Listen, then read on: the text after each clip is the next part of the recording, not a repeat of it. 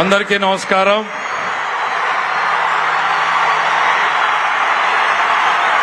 ఆయన పేరు చెబితేనే పూనకాలు లోడింగ్.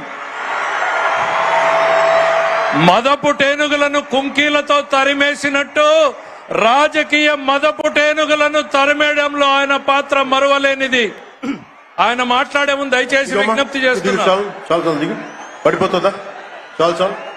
మీరందరూ బాగుండాలి కదా, మీరందరూ బాగుండాలి కదా. దింపమ్మా ప్లీజ్, జాగ్రత్తగా దిగే, నువ్వు జాగ్రత్త దిగే, నా మాట దిగు. తర్వాత అబ్బాయికి వెనక నుంచి వెనక్కి తీసుకురండి, అబ్బాయి ఫోటో ఇద్దాం. నా దిగు, జాగ్రత్తగా దిగు, జాగ్రత్తగా దిగు.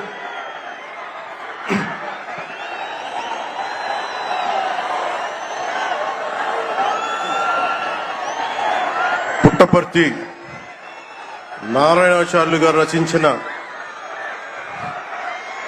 శివతాండవ కావ్యం పుట్టిన నేల, రచించిన నేల, తెలుగు భాష విలువను పెంచిన నేల, ఆడినమ్మ శివుడు పాడినమ్మ భవుడు అని శివతాండవాన్ని వినిపించిన నేల.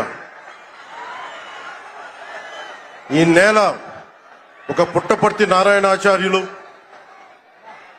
కవి బళ్ళారి రాఘవ గారు లాంటి నాటకరంగ రచయిత, నటుడు, విధాన్ విశ్వం లాంటి మహానుభావులు, గజ్జల మల్లారెడ్డి గారి లాంటి కవులు, ఇలాంటి వాళ్ళందరూ పుట్టిన నేల. ప్రతి రాయలసీమ కవులు కళాకారులు అనేది ఋతువులు ఎన్నోసం. ప్రతి ఆంధ్రప్రదేశ్ లో ఉన్న ప్రతి ఒక్కరూ బాగుండాలి, మీరు ఆనందంగా ఉండాలి. మనం మీరే అన్నారు, ఆ రోజు మేము అడిగాం, రాష్ట్రం బాగుండాలి, యద్భావం తద్భవతి. మీరు ఎలా ఆలోచించారో మేమందరం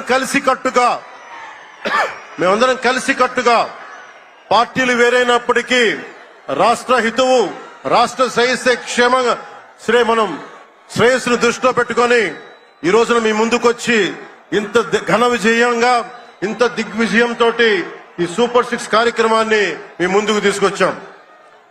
దీని సూపర్ 6 కార్యక్రమానికి సంబంధించి భవిష్యత్తు రాయలసీమ వెనుకబాటుతనం గురించి, దానికి నీటి